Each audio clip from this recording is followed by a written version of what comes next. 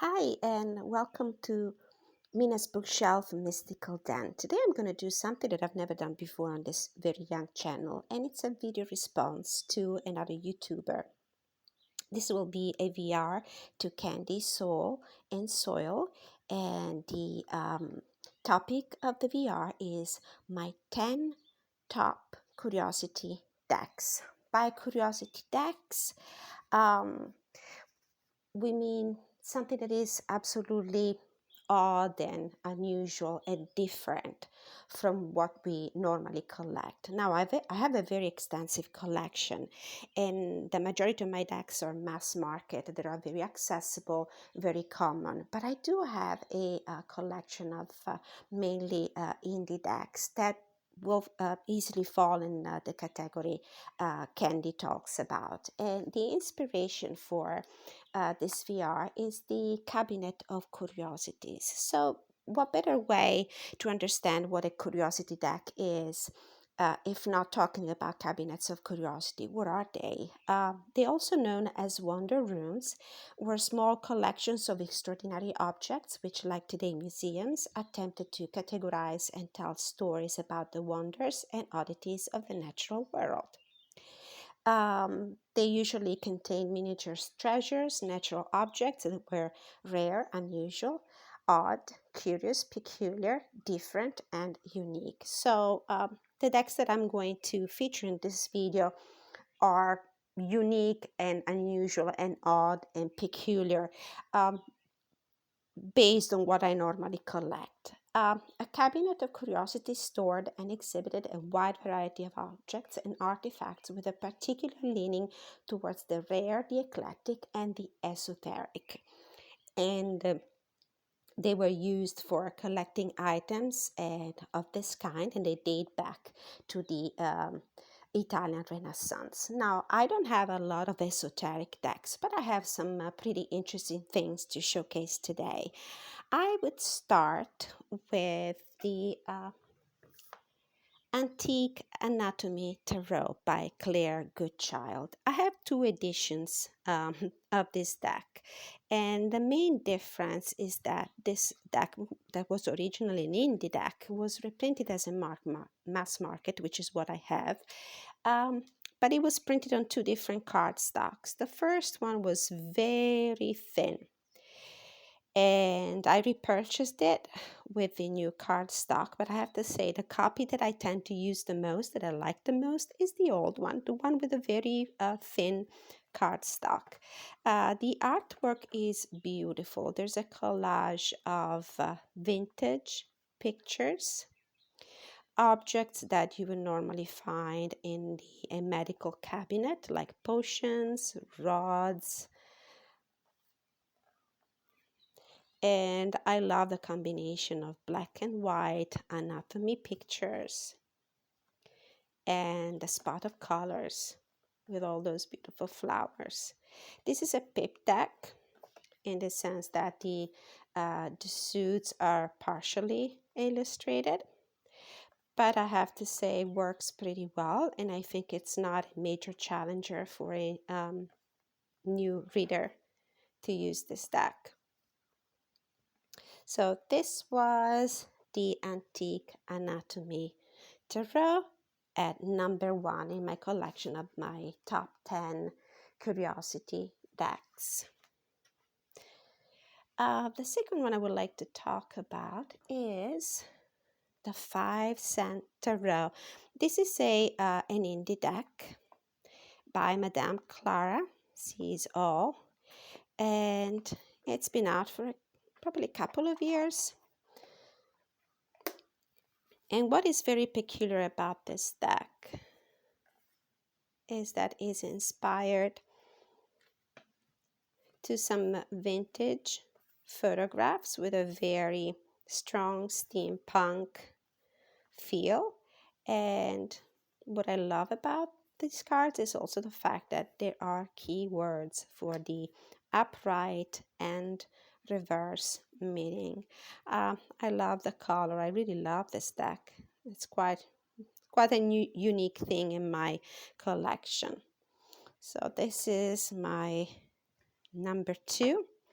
in my collection of top 10 curiosity decks. The next one I'm gonna talk about is the Laila and Olive Ophidia Rosa Tarot.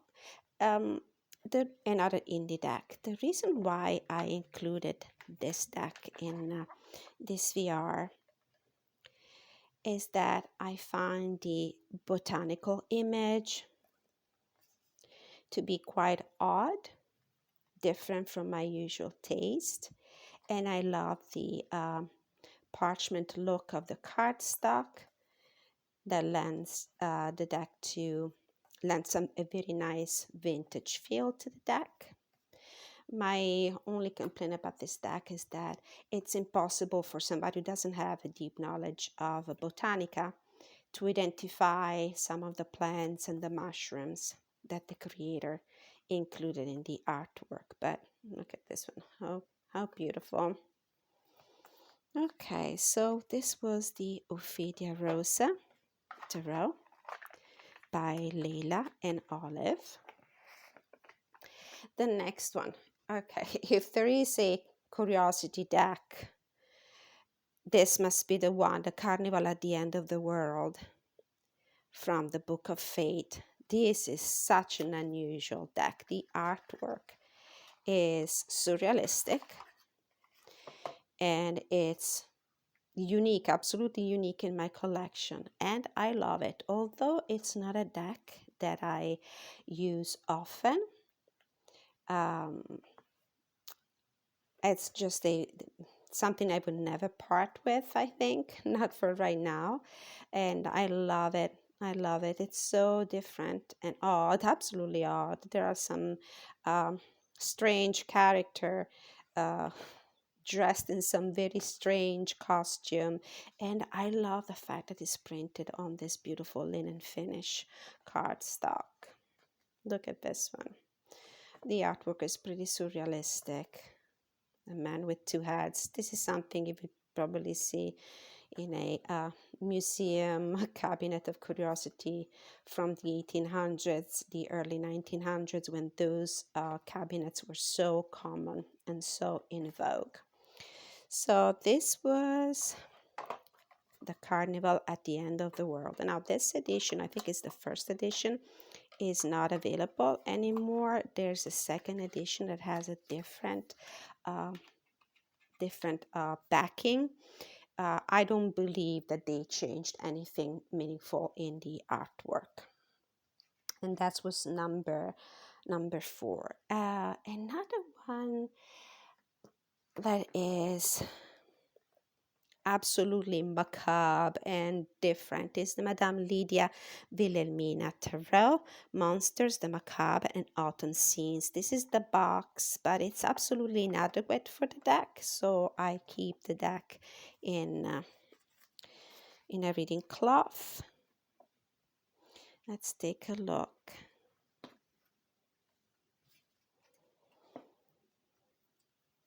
It's a very precious deck.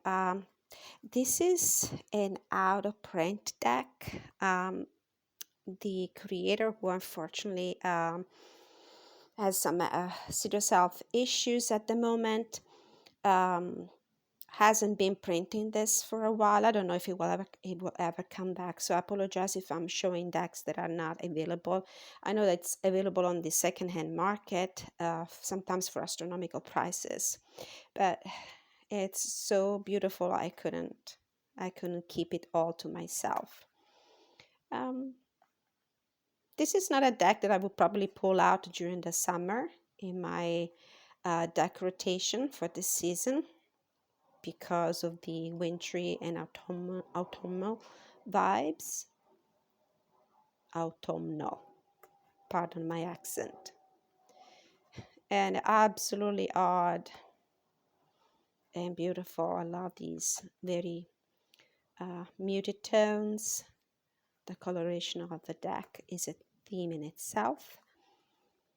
Beautiful, absolutely beautiful. These are the backs. So this was Madame Lydia Wilhelmina's Tarot. The other one I would like to show you, it's actually not a tarot, it's an oracle deck, and it's the Algon Black oracle deck. And I keep it in this box. The reason why I included it in this VR to candy is that there's something not macabre but absolutely unusual about it. It's a vintage, a collection of vintage pictures.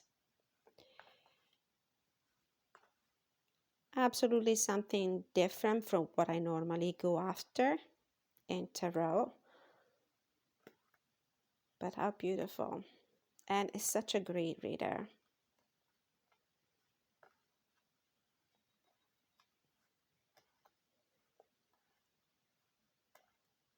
It's unique. It's pretty unique. At least it's unique for me. All right, so this was the Algon Black oracle deck.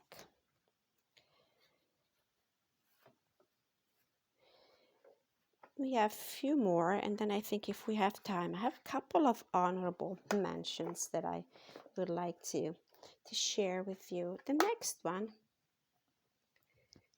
is the Dream Keeper Tarot by Liz Houston. This is the mass market edition. It wasn't used to be an indie deck. And if you get in touch with the creator, you might still be able to get a hold of an indie copy. This was republished last year, I think, by US Games. And the reason why I included it in this collection, it's because of the surrealistic art. Very odd. I mean, look at this Five of Swords, an octopus woman. So the vintage feel, the surrealistic, dreamy vibes, the surrealistic art make it a perfect candidate for this list of curiosity decks.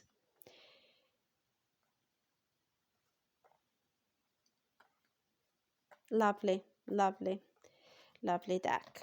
So this was the Dream Keepers Tarot by Liz Houston. The next one that I would like to share with you is actually a mass market deck, and it's the Zombie Tarot.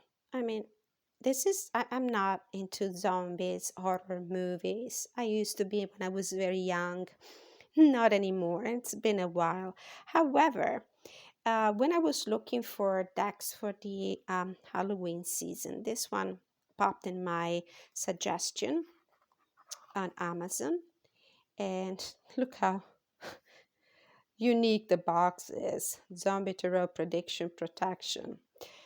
I purchased it, and I'm happy I did, because it's a fun deck. Not only unique, I edged it, tried to look it as antique and weathered as possible.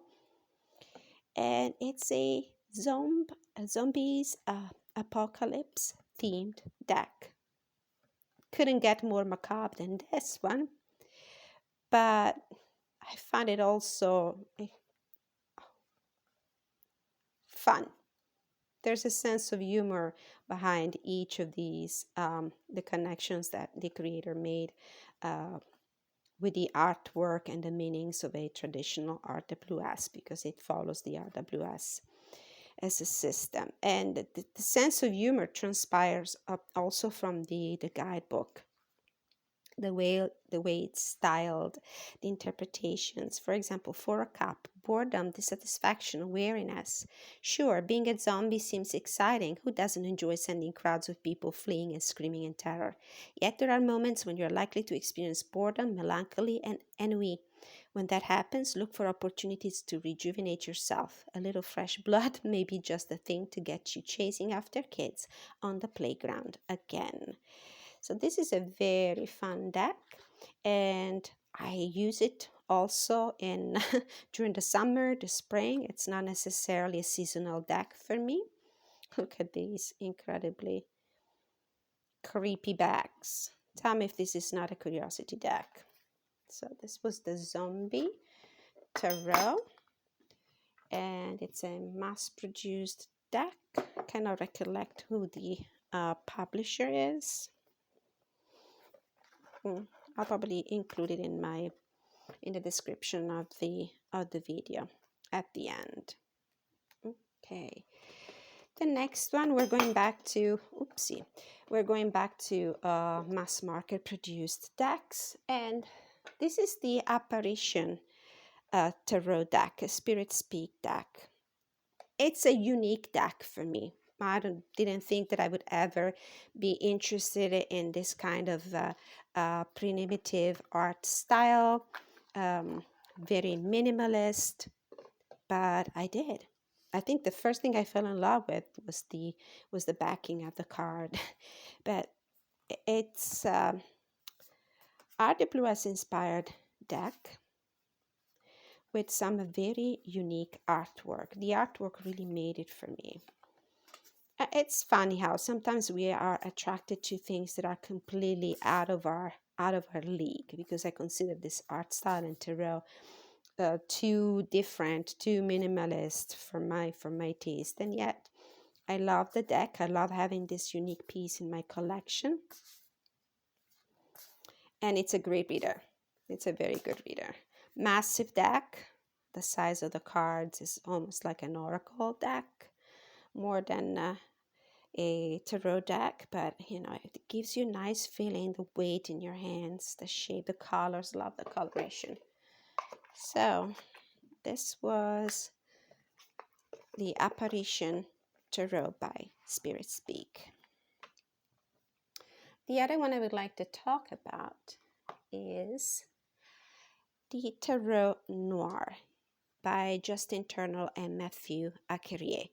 This is a Marseille deck, and even just this fact alone is odd and unique for my collection, because I think this is the only Marseille deck I own. It looks a little beaten up, not because I've been using it constantly, but because unfortunately the quality of the cardstock is not the best. The guidebook is written in French, but has these beautiful photographs. For me, it's okay. I can read some French. I'm Italian, but I believe it would be a problem. Maybe you can have it, if you're interested in the deck, you can have it translated with Google Translate. And the unique thing about these decks is probably the size. You don't see Marseille decks this big, and I love it though. I love big decks, and I cannot lie. And the artwork, and there's a beautiful use of colors, so muted colors, and the expression on the faces are so creepy. I mean, not that normally Tarot de Marseille are, interesting when it comes to the way they portray faces, but this one brings the portrayal of the faces to a different level of macabre, and it's beautiful. The Marseille system is a system that I've been studying for a while. I never really got into it, not as much as I do with the RWS, but it's definitely a deck that you need to have in your collection, at least one of these. I'm sure there are some other very unique Tarot de Marseille out there. So this was the Tarot Noir, Imagerie Médiévale Populaire, and I think we're done with the 10 decks. Since I have a few minutes at my disposal, I would like to mention a few more decks that I think should have been part of this collection, but didn't make it in the top 10. One of them is the Beautiful Creatures Tarot by J.R. Rivera, artwork by Jasmine Beckett Griffith. And I do find Jasmine, actually, even before she became involved in the tarot world with her illustrations, I've always been very fascinated by her artwork, the uniqueness, the way she portrays these very young girls with incredibly big eyes and very big heads. And I love it also because there's a touch of macabre and odd and dark in this deck. The backings are beautiful. Not everybody is for this art style, and I have to say, for those people who think that it's quite juvenile, um, there are a few oracle decks also out there, created, illustrated by Jasmine Beckett Griffith. They're not juvenile at all. I mean, I'm not young. I'm pretty up there with my age. And I find not only the artwork to be inspiring, but also the write up in those guidebooks that accompany those oracle decks. They're very, very poignant. You can really ask those decks anything, and this one too. I love the guidebook. Not beautiful is this one, the with the Fabergé egg. Beautiful, beautiful. Another honorable mention, something that should belong in a cabinet of curiosity, is anything that comes from the dynamic duo Amy Zerner and Monty Farber. This is the Enchanted Love Tarot, and it's the artwork. It's so unique. It's a patchwork, a texture of not so much the minor arcana. Disregard those. They're they're not as detailed and beautiful as the major arcana. I find Amy Zerner's talent to be stellar when it comes to combining images, actually pieces of fabric, into a tapestry. And I think they're beautiful, they're unique, and that's why this deck is an honorable mention in my collection of top 10 curiosity decks. The other one that I would like to talk about is the Literary Witches Oracle, a 70 card deck and guidebook written by Taisia Kitaiskaya. And it's the theme and the energy and the artwork of the deck that is unique in my collection, and interesting, different, odd, rare. You don't see many decks like these. It's beautiful. I love the fact that it's inspired to women um, literary talent, and I love the coloration. It's beautiful. It's also a very good reader if you find a way to use it combining these cards and the main ones that portray the author. And I think there's only one more that I would like to mention. Okay, this is I forgot to mention, this is a mass market deck. The Amy Zerner and Monty Farber deck is a mass market too. This one is the Art Path Oracle cards, Miraculous Messages of Love by Nadine Gordon Taylor. The reason why I included this oracle deck that just recently became part of my collection, it's because of the artwork. I think the artwork is pretty wild in a positive sense, very unique, different, and it's not a collage. These are paintings, beautiful paintings. You can tell that um, the creator of this deck comes from the art world, and I'm not sure if she created these before putting them together in an oracle deck, or she created them purposefully with the idea of the creation of an oracle deck in mind. But the art is so surrealistic. And for me, this is a very unique piece in my collection, and in my virtual cabinet of curiosity, there's a place for this deck on the shelves as well. Beautiful, beautiful, unique artwork. All right, so this was the Art Path Oracle Cards Miraculous Messages of Love by Nadine Gordon Taylor. Beautiful backings as well. Now, just one more mention, and for the book lovers, I would like to include a book that would have a place on the shelves in my curiosity cabinet, and that is The Conditions of Love by Dale M. Kushner. And it's a pretty old book, but it's something you may want to explore. It's literary fiction. It's worth a mention. All right, so thank you so much for following me in this VR, the Candy Soul and Soil, um, for these top 10 curiosity decks. Thank you so much, and see you next time.